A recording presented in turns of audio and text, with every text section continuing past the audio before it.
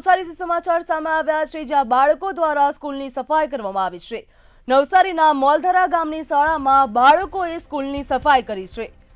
શાળાના બાળકો દ્વારા સ્કૂલની સફાઈ કરતો વિડીયો પણ હાલ વાયરલ થયો છે, જ્યાં બાળકોના હાથમાં ઝાડુ અને ડસ્ટબિન જોતા ગ્રામજનોમાં નારાજગી જોવા મળી રહી। ગ્રામજનોમાં હાલ રોષ જોવા મળી રહ્યો છે, તેમજ શાળાના પરિસરની બહાર સફાઈ કરતા બાળકો નજરે પડ્યા છે।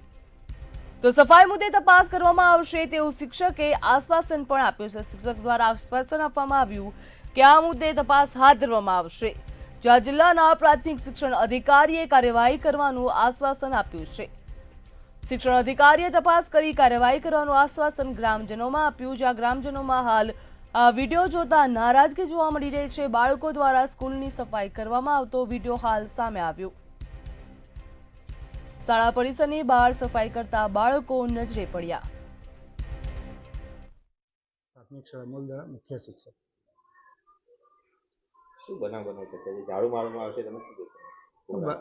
બાળકો શાળાના અંદરના પ્રાંગણની અંદર જે કચરો હતો એ સફાઈ કરતા હતા અને સામૂહિક સફાઈ શિક્ષકો સાથે રહીને બાળકોની અંદર સ્વચ્છતાના ગુણો કહેવાય એ માટેની જે સામાન્ય સફાઈઓ હોય એ સફાઈ કામ કરતા હતા અને એની અંદર મારા શિક્ષકો પણ સાથે હાજર હતા।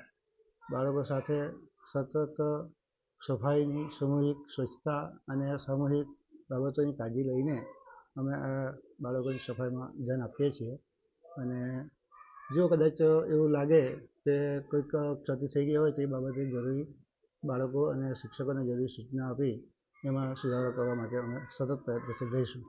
મેઇન રસ્તા